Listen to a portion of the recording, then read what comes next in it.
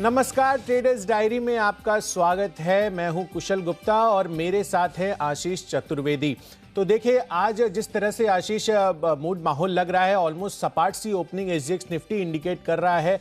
कल की गिरावट के बाद आज देखना होगा कि जो वीकली एक्सपायरी है, क्योंकि जैसा कि हम जानते हैं कि कल जो है बाजार की छुट्टी है, तो कहीं ना कहीं आज जो है वॉलेटिलिटी का सेशन हमें देखने को मिल सकता है, ऐसा मुझे प्रतीत होता है। क्योंकि जिस तरह से हमें ग्लोबल संकेत के क्यूज मिल रहे हैं, खासकर अगर आप डाउ की बात करें तो वहां पर सुस्ती के रुझान हमें क्लियरली देखने को मिले थे। इसमें स्पेसिफिकली अगर आप देखें तो डाउ जोन्स ऑलमोस्ट 1.5% की गिरावट के साथ करीब करीब 450 अंकों का फॉल जो है कल के सत्र में यहां पर देखने को मिला। जहां पर जो साइक्लिकल्स हैं, इसकी मैं कमेंट्री भी पढ़ रहा था, तो जो रैली साइक्लिकल्स में बनती हुई नजर आ रही थी, वहां पे कहीं ना कहीं जो तेजी थी वो थमती हुई दिखी थी। एक ब्रीदर का संकेत वहां से देखने को मिला और क्वार्टरली अर्निंग्स भी मिले जुले वहां पर आ रहे हैं। साथ ही जो टेस्ला कंपनी है, उन्होंने भी अपने जो प्लान्स हैं चाइना में गीगा फैक्ट्री शंघाई में ये लगाने का जो उनका प्लान्स था, उसको उन्होंने फिलहाल सस्पेंड कर दिया है। जिस तरह से यूएस और चीन के बीच में टेंशन जो है बढ़ती हुई दिख रही है, तो कहीं ना कहीं इन सब संकेतों के बीच डाउ जोन्स जो है वहां पर काफ़ी गिरावट के साथ हमें कारोबार होते हुए नजर आए। इनफैक्ट फरवरी के बाद डाउ के लिए सबसे खराब दिन रहा कल के सत्र की अगर आप बात करें तो। और यूरोपियन मार्केट्स यहाँ पर काफ़ी सरप्राइजिंग फॉल हमें कल के सत्र में बनता हुआ नजर आया। ऑलमोस्ट 2% की ऑन एन एवरेज गिरावट जो है आपको तमाम यूरोपियन इंडिसेस में भी देखने को मिलेगी। तो वहां पर भारी बिकवाली का हमें जो एस्पेक्ट है वो नजर आया। और एशियन मार्केट्स भी अगर आप देखें तो सुबह जब मैं देख रहा था तो वहां पर भी बहुत ज्यादा तेजी के संकेत नहीं देखने को मिल रहे थे। इनफैक्ट अगर आप निकेई जापान का जो बाजार है उसको देखें तो ऑलमोस्ट 0.1% की गिरावट, 0.8% की गिरावट यहां पर हमें देखने को मिल रही है। हालांकि हैंगसेंग जो है वहां पे हमें फ्लैट कारोबार अभी होता हुआ नजर आ रहा है। तो क्यूज जिस तरह से लग रहे हैं, एफआईआईज डीआईएस की बिकवाली भी कल के सत्र में बनती हुई नजर आई। इनफैक्ट एफ&ओ स्पेस में तो ऑलमोस्ट 6500 करोड़ की बिकवाली भी एफआईआईज ने की है। तो देखना होगा कि किस तरह से आज बाजार पैन आउट करते हैं। पर थोड़ी सी जो ब्रेथ लग रही है वो नेगेटिव साइड पर मुझे लग रही है। आशीष, आपसे मैं जानना चाहूंगा कि आप कैसे मार्केट को रीड कर रहे हैं और किस तरह से आज आपने अपने जो पिक्स है वो शामिल किए हैं। बिल्कुल कुशल, इनफैक्ट जैसा कि आपने कहा कि संकेत तो आपको माइल्डली नेगेटिव देखने को मिल रहा है। हालांकि कल के बाजार में भी देखिए कि एसजीएक्स निफ्टी करीब करीब 200 पॉइंट अंकों की गिरावट दिखा रहा था सुबह 7:30 बजे के आसपास जब हम इस शो कर रहे थे। लेकिन फिर उसके बाद देखिए कितना स्ट्रॉन्ग मोमेंटम देखने को मिला। और जो थीम हमने आइडेंटिफाई की थी सबसे पहले कि सरकारी कंपनीज पर आपको नजर रखनी है, 2021 की शुरुआत में सबसे पहले जो थीम थी जहां पर काफ़ी ज़्यादा बस देखने को मिला था, वो कहीं ना कहीं फिर से प्ले आउट करती हुई नजर आ रही है। और आप देखिए वहां पर बढ़िया उछाल देखने को मिला। शिपिंग कॉर्पोरेशन ऑफ इंडिया, कल मैंने निवेश के लिहाज से बताया, दिन के दौरान 4-5% के मूव उस स्टॉक में देखने को मिले। तो मुझे लग रहा है कि जो कैश स्टॉक्स हैं, छोटे स्टॉक्स हैं, वहां पर आपको नजर रखनी है। जो स्ट्रॉन्ग ब्रेकआउट्स हैं वहां पर फोकस करना है। लेकिन कुछ स्टॉक्स ऐसे भी आज के सत्र में आइडेंटिफाई किए जहां पर बिकवाली करनी है। कल मैंने आपको एल&टी इन्फोटेक बताया था, करीब 1.5-2% की गिरावट उस स्टॉक में देखने को मिली थी। अभी से ही थोड़ा सस्पेंस खत्म कर दूं, आज भी रिपीट किया है स्टॉक मैंने। इसके अलावा 2 स्टॉक और ऐसे रहेंगे जहां पर आपको बिकवाली करनी है। स्ट्रक्चरल वीकनेस नजर आ रही है। हालांकि क्वेश्चन मुझे लग रहा है कि देखिए थोड़ी बहुत आपको गिरावट दिन के दौरान देखने को मिलेगी। और हो सकता है क्योंकि छुट्टी है और लोग अब फिलहाल जो है ओवरनाइट रिस्क लेने से थोड़ा बच रहे हैं, वो आखिरी घंटों में थोड़ी गिरावट देखने को मिले।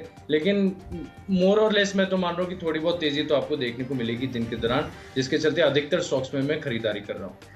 बिल्कुल, तो चलिए देखना होगा कि आज किस तरह से बाजार पैन आउट करते हैं। वीकली एक्सपायरी का दिन है, काफ़ी ज़्यादा वॉलेटिलिटी आज के सत्र में बनती हुई नजर आ सकती है। और मैंने अपनी सूची में 3 बिकवाली के स्टॉक्स शामिल किए हैं। और ये मैं कल जो मैंने आपको स्टॉक्स बताए थे वही मैं स्टॉक्स रिपीट कर रहा हूँ, पर कैटेगरीज डिफरेंट है यहाँ पर थोड़ा सा रिस्क के लिहाज से। तो यहाँ पर देखना होगा कि किस तरह से आज बाजार पैन आउट करते हैं। तो चलिए अपनी पारी की शुरुआत करते हैं हम। और यहाँ पर सबसे पहले जो हमारी कैश सेगमेंट है जो मैंने कॉल लिया है आज के लिए, वो है लिंडे इंडिया का। तो कैश स्पेस में ये स्टॉक चुनने का कारण ये है कि इसके नतीजे आए थे और पोस्ट मार्केट और बेहतरीन साइड पर इसके नंबर्स हमें देखने को मिले हैं। इनफैक्ट यहाँ पर मार्जिन 23% से बढ़कर 30% हो गए हैं। 7% का इजाफा इनके ऑपरेटिंग मार्जिन में आता हुआ नजर आया है। और कंपनी का मुनाफा काफ़ी बेहतरीन तेज़ी दिखाते हुआ नजर आ रहा है, 40 करोड़ से बढ़कर 330 करोड़ पर। तो ओवरऑल अगर आप देखेंगे तो हर लिहाज से कंपनी का कामकाजी मुनाफे में भी ऑलमोस्ट 50% का जंप आया है। तो तीनों पैरामीटर्स दमदार रहे हैं और पोस्ट मार्केट नंबर्स जो आ रहे हैं इसके, वो काफ़ी बेहतरीन इसके तेज़ी के संकेत आज के सत्र में बनते हुए नजर आ सकते हैं। कल ऑलमोस्ट फ्लैट क्लोजिंग हुई थी, बहुत ज़्यादा तेज़ी नहीं बनी थी। तो लिंडे इंडिया पर आज आपको नजर रखनी होगी, नंबर्स के आधार पर आज ये रिएक्ट कर सकता है। 1850 के लक्ष्य के लिए खरीदारी कीजिए, 1780 रुपए का आपको स्टॉप लॉस लगाना है। आशीष, आपने क्या चुना है कैश स्पेस में? कुशल, देखो कैश का स्टॉक मैंने चुना है सुमिटोमो केमिकल्स। इस स्टॉक पर आपको फोकस रखना होगा। इसके पीछे दो कारण है। देखिए, थोड़े दिन पहले मैंने आपको कावेरी सीड्स बताया था छोटी अवधि के लिहाज से खरीदारी करने के लिए, वहां पर लक्ष्य हासिल होते हुए नजर आए। एक और अपडेट मेरी तरफ से ये भी कि टाटा कॉफी, ये स्टॉक मैंने 100-110 के स्तर पर काफी बार रिकमेंड किया था, 177 के लक्ष्य के लिए लंबी अवधि के लिए, और देखिए वो भी जो है बहुत कम समय में टाटा कॉफी में भी जो मेरा लक्ष्य है वो हासिल होते हुए नजर आया। सुमिटोमो केमिकल्स, दो तर्क हैं जैसा कि मैंने बताया। पहला तर्क ये होगा कि यहाँ पर खरीदारी करने के लिए कि जिस प्रकार से आज यूपीएल के नतीजे आने एक्सपेक्टेड है, बढ़िया देखने को मिल रहे हैं। रैलिस इंडिया के नतीजे काफी बढ़िया देखने को मिले थे। सुमिटोमो केमिकल अभी तक स्टॉक चला नहीं है, लेकिन कल के सत्र में अगर आप देखें तो ठीक ठाक वॉल्यूम्स के साथ यहाँ पर अच्छी खरीदारी देखने को मिली थी। मुझे लग रहा है कि कल के जो हाइज हैं उससे ज्यादा आज आपको तेजी देखने को मिलेगी। 324 रुपए के लक्ष्य के लिए आप सुमिटोमो केमिकल्स में खरीदारी करके चलेंगे। और देखिए, स्टॉप लॉस के लिहाज से अगर आप देखें रिस्क एंड रिवॉर्ड तो बहुत ही आकर्षक है। केवल 5 रुपए नीचे का आपको स्टॉप लॉस लगाकर सुमिटोमो केमिकल्स में खरीदारी करनी है। दिन के दौरान बढ़िया तेजी स्टॉक में देखने को मिल सकती है, तो इस स्टॉक पर फोकस रहेगा। अगला स्टॉक है मेरी लिस्ट में जो फ्यूचर्स में, जहां पर मैं बिकवाली कर रहा हूं, जैसा कि मैंने शो की शुरुआत में बताया कि रिपीट कर रहा हूं इस स्टॉक में, L&T इन्फोटेक। कल भी ये स्टॉक मैंने आपको बताया था और देखिए यहाँ पर गिरावट की देखने को मिली थी और मुझे लग रहा है कि फर्दर वीकनेस, और खासतौर पर अगर आप देखें तो दो स्टॉक आईटी के ऐसे हैं।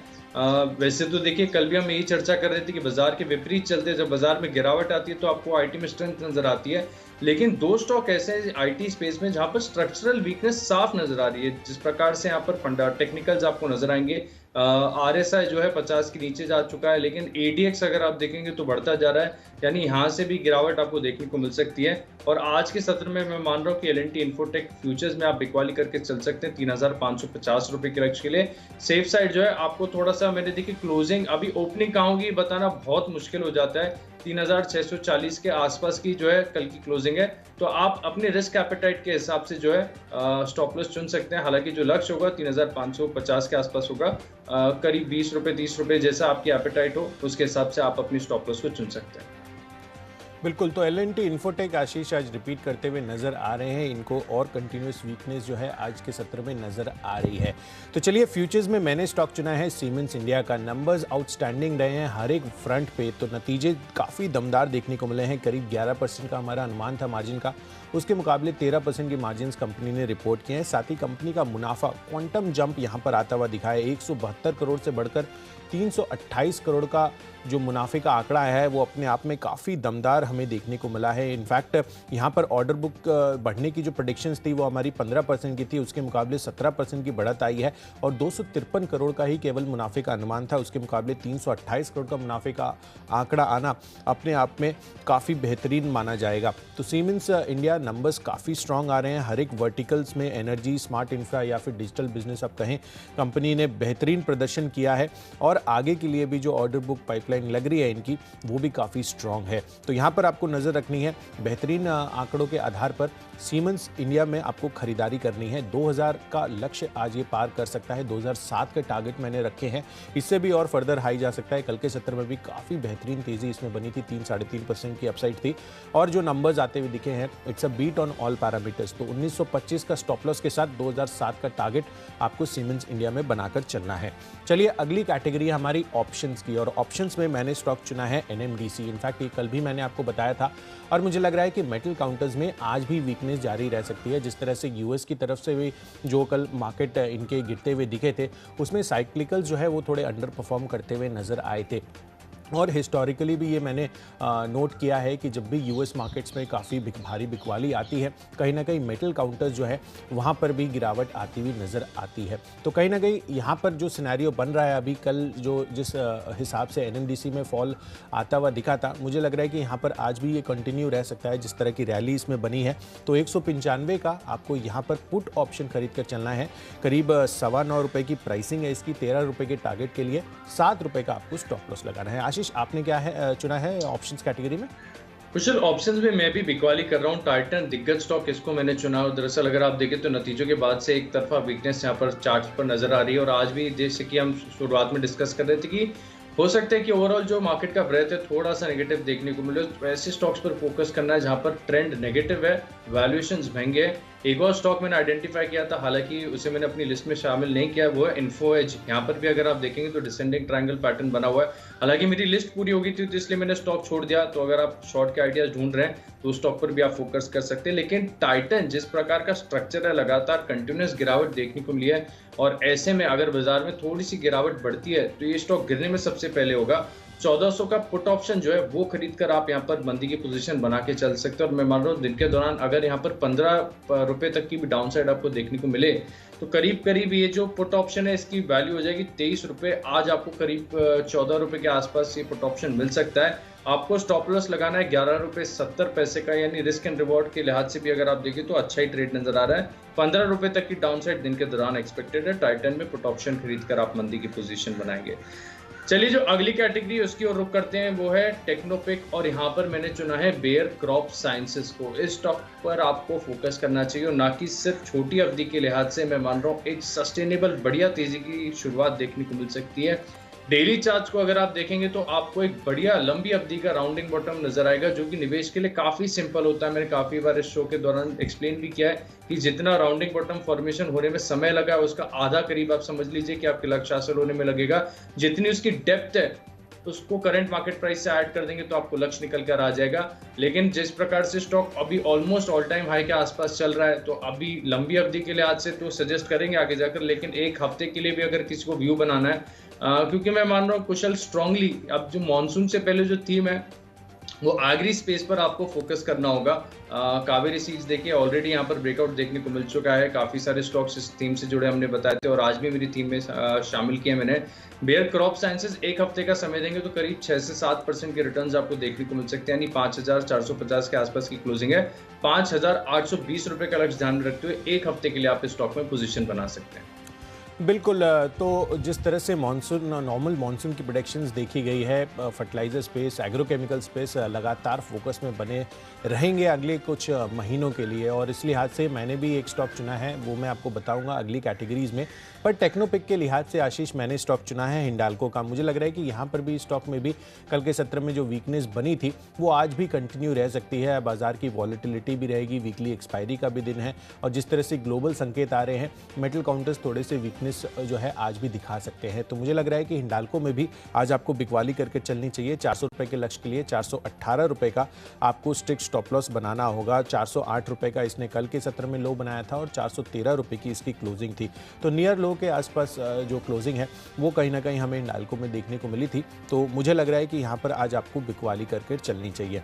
चलिए अगली कैटेगरी है हमारी फंडा पिक की। और फंडामेंटली एक पेपर स्टॉक कमोडिटी प्ले, खासकर अगर जिस तरह से अगर आप देखें तो पेपर स्टॉक्स पे बहुत ज़्यादा रैली अब तक नहीं बनती हुई नज़र आई है, क्योंकि इसका पार्शियली रीज़न भी है जिस तरह से स्कूल, कॉलेजेस, कोचिंग इंस्टीट्यूट्स जितने भी हैं वो अभी भी बंद है। स्टेट वाइज लॉकडाउन आगे और एक्सटेंड भी किए जा रहे हैं। पर ये लंबी अवधि के लिए आप इसमें प्ले कर चल सकते हैं, क्योंकि वैक्सीनेशन ड्राइव जो है वो फिर से रफ्तार पकड़ती हुई दिख रही है। और कहीं ना कहीं जितने भी लोअर डाउन दी एजेस वाले जो भी लोग हैं उनको अगर वैक्सीनेशन फर्दर जब लगना शुरू होती है तो स्कूल्स, कॉलेजेस वगैरह भी जो है इन पर्सन वहाँ पे भी हो सकता है कि वैक्सीनेशन ड्राइव हमें ड्यूरिंग जैसे स्कूल्स खुलते हैं तो उस दौरान भी हमें देखने को मिले। तो कहीं ना कहीं ओरिएंट पेपर यहाँ पर इनकी जो डिमांड है वो फिर से स्पाइक होती हुई नज़र आ सकती है। तो लंबी अवधि के लिए आप यहाँ पर निवेशित रह सकते हैं। 12 महीनों की होल्डिंग पीरियड होगी और 36 रुपए के टारगेट जो है आपको इस स्टॉक में देखने को मिल सकते हैं। तो फंडामेंटली ओरिएंट पेपर मुझे पसंद आ रहा है। आशीष, आपने क्या लिया है? फंडामेंटली आपको क्या चीज़ पसंद आ रही है? देखिए फंडामेंटली मैंने चुना है बीबीटीसी को, Bombay Burma trading company. Stock पर आपको नजर रखनी होगी। अगर देखिए दरअसल कमोडिटी प्लेस पर हमने फोकस बनाए रखा है, शुरुआत से ही देख रहे हैं कि बढ़िया तेजी देखने को मिल रही है। अक्रॉस आप देखिए टाटा कॉफी सबसे पहले हाईलाइट किया था। ट्री प्लांटेशन और साथ ही साथ कॉफी प्लांटेशन का भी इस कंपनी का कारोबार है। लेकिन मैं देख रहा था कि दूसरी टी और कॉफी कंपनीज के विपरीत अगर आप देखेंगे तो बीबीटीसी में अभी तक जो है जंप देखने को नहीं मिला है, और मैं मान रहा हूँ कि इनको भी, क्योंकि ट्रेडिंग का कारोबार है, तो इन्वेंट्री गेन्स तो बढ़िया होते हुए देखेंगे। अगर पहले की कुछ खरीद कर रखी होगी उन्होंने, तो आगे रियलाइजेशन जो है वो बढ़ते हुए नजर आएंगे। और टेक्निकली भी अगर आप देखें कुशल, तो मुझे साउंड ही नज़र आ रहा है, बढ़िया है। और करीब 1140 के आसपास की जो है कल की क्लोजिंग है। मैं मान रहा हूँ 1250 रुपये के लक्ष्य के लिए आप इस स्टॉक में खरीदारी करके चल सकते हैं। और आपको जो है, माफ़ कीजिएगा, 1140 का जो है स्टॉप लॉस लगाना है। 1173 के आसपास की कल की क्लोजिंग है। बॉम्बे बर्मा ट्रेडिंग कंपनी में आज भी दिन के दौरान सर्च देखने को मिल सकता है। और अगर आप छोटी अवधि के लिहाज से भी कोई स्टॉक ढूंढ रहे कमोडिटी प्ले, तो बीबीटीसी एक स्टॉक है जहाँ पर आप फोकस करके चल सकते हैं। चलिए, तो फंडा पिक तो हमने जान ली, लेकिन अब वक्त है इन्वेस्टमेंट पिक जानने का। निवेश के लिहाज से स्टॉक मुझे जो पसंद आ रहा है वो है सरकारी कंपनी भारत इलेक्ट्रॉनिक्स। कल का सत्र अगर आप देखें तो पूरी सरकारी स्पेस के लिए काफ़ी खास रहा था। बीएचईएल में शानदार तेजी देखने को मिली थी। कॉन्कोर देखिए, ड्रेजिंग कॉर्पोरेशन जिसका जिक्र भी हमने किया था शो के दौरान, वहाँ पर भी काफ़ी बढ़िया स्पाइक देखने को मिला था। ये एक स्टॉक ऐसा रहा जिसने फर्स्ट हाफ में बिल्कुल परफॉर्म नहीं किया, लेकिन सेकंड हाफ में अगर आप देखेंगे तो डिसेंट वॉल्यूम्स के साथ इस स्टॉक में खरीदारी देखने को मिली। अब जब इसका चार्ट मैंने देखा, और खासतौर पर अगर आप लंबी अवधि का वीकली और मंथली चार्ट देखेंगे, तो आपको नजर आएगा कि बड़े मैग्नीट्यूड का ब्रेकआउट यहाँ पर ऑलरेडी हो चुका है। हालांकि आप अगर डेली चार्ट देखेंगे तो आपको नजर आएगा कि स्टॉक इतना चल चुका है, आप खरीदारी करने की आपकी हिम्मत होगी नहीं। लेकिन आप लंबी अवधि के लिहाज से देखिए कि स्टॉक ऊपरी तरफ से कितना गिर के आया है, और अब जिस प्रकार के मैग्नीट्यूड का ब्रेकआउट हुआ है, इस स्टॉक के अंदर बहुत बढ़िया पोटेंशियल है। और वैसे भी देखिए, पूरे साल अगर हम देखें तो ये जो थीम है ना सरकारी, ये जाने वाली नहीं है कहीं पे। यहाँ पर बहुत बेहतरीन वैल्यू है, अच्छे गेन्स आपको देखने को मिल सकते हैं। तो कोई जो रिस्क एवर्स ट्रेडर है, रिस्क एवर्स इन्वेस्टर है, जो ज्यादा जोखिम नहीं लेना चाहता है बाजार में, वो सरकारी कंपनीज पर फोकस करे। बीईएल, ये मैं मान रहा हूँ कि आज के सत्र में भी एक आउट परफॉर्मर देखने को मिल सकता है, अच्छी तेजी देखने को मिलेगी। और अगर आपको निवेश भी करना है तो 1 साल का व्यू बनाएंगे, और यहाँ पर करीब करीब 210 रुपए तक के लक्ष्य आपको देखने को मिलेंगे। और 210 अगर पार हो गया कुशल, तो और बड़ा ब्रेकआउट यहाँ पर देखने को मिलेगा। तो फिर आपको तो इस स्टॉक को एक ट्रेंड लाइन खींचकर होल्ड करना है, जैसा कि मैं हमेशा कहता हूँ, लेकिन अच्छे गेन्स यहाँ पर देखने को मिलेंगे। बीईएल में आपको निवेश करना है। बिल्कुल, तो इन्वेस्टमेंट के लिहाज से सरकारी कंपनी बीईएल है, यहाँ पर आपको फोकस रखना है। और यहाँ पर इसी कैटेगरी में मैंने स्टॉक चुना है फर्टिलाइजर स्पेस से जीएसएफसी का। आप देखिए, कंपनी जो है जिस तरह से इन्होंने अपनी डेट लेवल्स को कम किया है, ऑलमोस्ट 0.23 के लेवल्स पर आती हुई नजर आई है, वो काफ़ी पॉजिटिव है। और वैसे भी जैसा कि आशीष भी आपको बता रहे थे कि जो नॉर्मल मानसून की प्रेडिक्शंस आ रही हैं, उसको ध्यान में रखते हुए ये स्टॉक्स जितने भी इंटायर स्पेस जो है फर्टिलाइजर का, वो वापस से फोकस में लौटता हुआ दिखेगा। तो यहाँ पर आपको फोकस रखना है। दिसंबर 2020 में जो 2.44 का ईपीएस आया था, वो दिसंबर 2018 के लेवल्स पर अब जाता हुआ नजर आ रहा है। तो ईपीएस फ्रंट पर भी काफ़ी बेहतरीन प्रदर्शन जो है जीएसएफसी दिखाता हुआ दिख रहा है। तो मुझे लग रहा है कि अगले 6 महीनों की अवधि के लिए आपको काफ़ी अच्छे रिटर्न्स देखने को मिल सकते हैं। 116-117 की प्राइसिंग है, 150 रुपये के लक्ष्य के लिए आप यहाँ पर निवेशित रह सकते हैं। एक और अपडेट भी आ रहा है, खासकर एनएमडीसी को लेकर कुछ ऐसी खबरें आ रही हैं कि प्राइस हाइक्स की जो है वो बढ़ाने की बातें हो रही हैं। तो अगर ऐसा होता है और वो कंफर्म हो जाता है, तो मुझे लग रहा है कि कहीं ना कहीं एनएमडीसी का जो कॉल ऑप्शंस में मैंने आपको दिया है, उसको आप अवॉइड भी कर सकते हैं। तो उस पर आप थोड़ा कॉशियस कॉल आज के सत्र में लेके चल सकते हैं। तो चलिए बढ़ते हैं अपनी अगली कैटेगरी की तरफ, वो है खबरों के दम पर। आशीष, आपसे मैं जानना चाहूँगा पहले कि खबरों के दम पर आपने कौन सा स्टॉक चुना है आज के लिए? कुशल, खबरों के दम पर नतीजे चुने, नतीजे देखिए आए बासफ इंडिया के। इसके नतीजे आप ही बता रहे थे, नतीजे आएंगे कमाई कराएंगे में, और आपने एस्टिमेट लगाया था करीब 2396 करोड़ की आय देखने को मिलेगी। 2800 करोड़ के आसपास की जो आय देखने को मिली है। मैं देख रहा हूँ कि कामकाजी मार्जिन जो है वो भी लगभग अनुमान से बेहतर ही देखने को मिल रहा है। कामकाजी मुनाफा भी आपके अनुमान से बेहतर है। पूरा मुनाफा भी अगर आप देखें कंपनी का, तो इसमें सालाना आधार पर 24% की ग्रोथ देखने को मिली। और बासफ इंडिया भी अगर आप देखें तो एग्रीकेमिकल स्पेस से जुड़ी हुई कंपनी है, तो भरोसा है यहाँ पर खरीदारी करने के लिए। टेक्निकल्स भी सपोर्टिव है, अच्छी तेजी देखने को मिलेगी। 2640 रुपये के लक्ष्य लिए आप यहाँ पर खरीदारी करेंगे, और करीब 2440 रुपये का आप स्टॉप लॉस लगा लीजिए। बिल्कुल, तो खबरों के दम पर मैंने स्टॉक चुना है, वो भी नतीजों के दम पर ही है। इनफैक्ट अभी आशीष ये जो हफ्ता बीत रहे हैं ना, उसमें हमें ये खबरों के दम पर हटाकर नतीजों के दम पर ही कर देना चाहिए, क्योंकि खबरें उतनी आती नहीं है और एक्चुअली रिजल्ट्स बेस जो हमारे स्टॉक्स हमारी नज़र में आते हैं, वो हम आपके साथ डिस्कस करते हैं। तो चलिए, कल्पतरु पावर दमदार नतीजे यहाँ पर भी आते हुए दिखे हैं।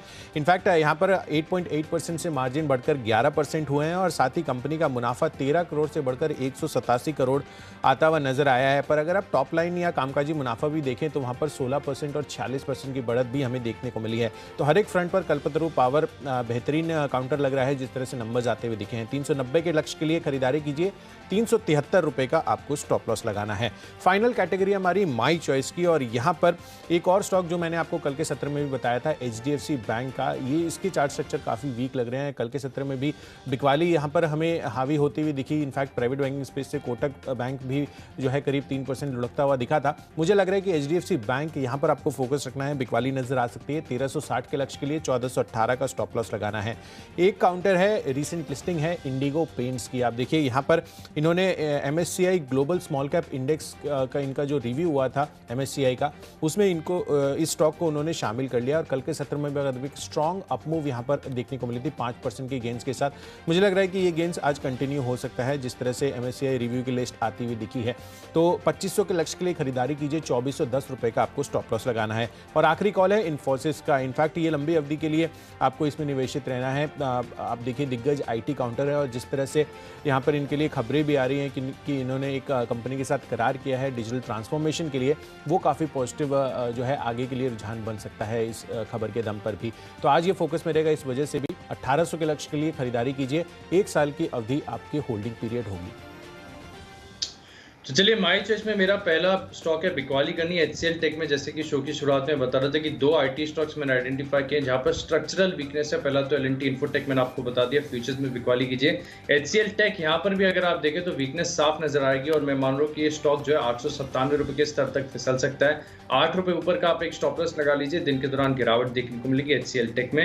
अगला स्टॉक है, खरीदारी करनी है RCF में। और जैसे कि हम लगातार डिस्कस कर रहे हैं कि आखिरी इस थीम पर आपको फोकस करना है। मॉनसून से पहले अच्छी तेजी इन स्टॉक्स में देखने को मिलेगी। RCF हमेशा जो है इस तेजी को आउट परफॉर्म करता है। 85 रुपए के लक्ष्य के लिए खरीदारी करेंगे, और इंट्राडे बेसिस पर अगर आप खरीदारी कर रहे हैं तो 80 रुपए 50 पैसे का स्टॉप लॉस लगा लीजिए। पोजिशनल तौर पर भी अगर आप देखें तो RCF का स्ट्रक्चर सपोर्टिव भी नजर आ रहा है। आखिरी स्टॉक है मेरी लिस्ट में खरीदारी करनी है SJVN में, और यहाँ पर भी अगर आप देखें तो अच्छे कंसोलिडेशन के बाद एक बढ़िया ब्रेकआउट देखने को मिला है। कल अच्छे वॉल्यूम्स के साथ खरीदारी भी देखने को मिली थी, और अगर सरकारी स्टॉक्स में एक्शन जारी रहता है तो यहाँ पर आपको छाल देखने को मिलेगा। 28 रुपए 50 पैसे के लक्ष्य के लिए खरीदारी करेंगे, और 26 रुपए 40 पैसे का आप स्टॉप लॉस लगाइए। तो चलिए, हमने आपको माई चॉइस कैटेगरी के जो स्टॉक्स हैं वो भी बता दिए हैं। अब जल्दी से सभी स्टॉक्स का हम रिकैप कर लेते हैं। चलिए, सबसे पहले कैश स्पेस में मैंने आपको नतीजों के दम पर लिंडे इंडिया बताया है। सीमेंस इंडिया यहाँ पर भी आप खरीदारी कर चल सकते हैं। आउटस्टैंडिंग नंबर्स यहाँ पर भी आते हुए दिखे हैं। ऑप्शंस में NMDC का पुट ऑप्शन खरीद कर चल सकते हैं। हिंडाल्को आज आपको बेच के चलना है, स्ट्रक्चरली थोड़ा वीक लग रहा है। साथ ही ओरिएंट पेपर फंडामेंटली पसंद आ रहा है मुझे। 1 साल की अवधि के लिए 36 रुपये के टारगेट आपको देखने को मिल सकते हैं। इन्वेस्टमेंट के एस्पेक्ट से GSFC आप देखिए फर्टिलाइजर स्पेस लगातार फोकस में बना हुआ है, जिस हिसाब से नॉर्मल मानसून की बातें की जा रही हैं। 6 महीनों की अवधि के लिए 150 का टारगेट आपको देखने को मिल सकता है। खबरों के दम पर जो नतीजे आए हैं कल्पतरू पावर में, उस वजह से आपको इसमें फोकस में रखना है। और माई चॉइस कैटेगरी में HDFC बैंक स्ट्रक्चरली वीक लग रहा है, बेचकर चलिए। Indigo paints MSCI global small cap index में शामिल हुआ है। और साथ ही इन्फोसिस 1 साल की अवधि के लिए 1800 रुपए के टारगेट आपको देखने को मिल सकते हैं। और इन सब में आज के लिए जो मेरा बेस्ट पिक है वो है फर्टिलाइजर स्पेस से GSFC का। आप देखिए नॉर्मल मॉनसून की जो प्रेडिक्शंस आ रही हैं वो काफ़ी पॉजिटिवली जो है रिएक्ट कर सकती है इस स्टॉक के लिए। तो 6 महीनों की अवधि के लिए 150 रुपए के लक्ष्य आपको इसमें हासिल होते हुए दिख सकते हैं। तो चलिए, कैश का स्टॉक है सुमिटोमो केमिकल्स, L&T इन्फोटेक और टाइटन में एक ब्रेकडाउन देखने को मिला है। यहाँ पर आप बिकवाली की पोजीशन बना सकते हैं। बेयर क्रॉप साइंसेज में खरीदारी करनी, 1 हफ्ते का व्यू बनाकर। कमोडिटी प्ले है BBTC। भारत इलेक्ट्रॉनिक्स लंबी अवधि के लिहाज से शानदार नजर आ रहा है। 210 रुपए के लक्ष्य के लिए आप यहाँ पर निवेश कर सकते हैं। बासफ इंडिया के नतीजे अनुमान से बेहतर हैं, तेजी देखने को मिलेगी। HCL टेक में एक ब्रेकडाउन है, शॉर्ट पोजीशन ले सकते हैं। RCF सस्टेनेबल तेजी के लिए तैयार हो रहा है। और SJVN में भी अगर आप देखें तो कंसोलिडेशन के बाद ब्रेकआउट है। 28 रुपए 50 पैसे के लक्ष्य के लिए खरीदारी करेंगे। इन 10 स्टॉक्स में मेरा कन्विक्शन सबसे ज्यादा है भारत इलेक्ट्रॉनिक्स में। जिस प्रकार का वीकली चार्ज पर स्ट्रक्चर है, मैं मान लो बड़े मैग्नीट्यूड का ब्रेकआउट हुआ है। 210 रुपए के लक्ष्य के लिए आप यहाँ पर खरीदारी करेंगे। बिल्कुल। तो चलिए, BEL जो है आशीष को पसंद आ रहा है माई बेस्ट पिक के हिसाब से। पर अब देखिए जिस तरह से ग्लोबल क्यूज़ हमें नज़र आ रहे हैं वो तो वीक दिख रहे हैं, चाहे आप अमेरिका की बात करें या यूरोप की, तो वहाँ से तो संकेत थोड़े सुस्त नज़र आ रहे हैं। और हमारे है आज वीकली एक्सपायरी।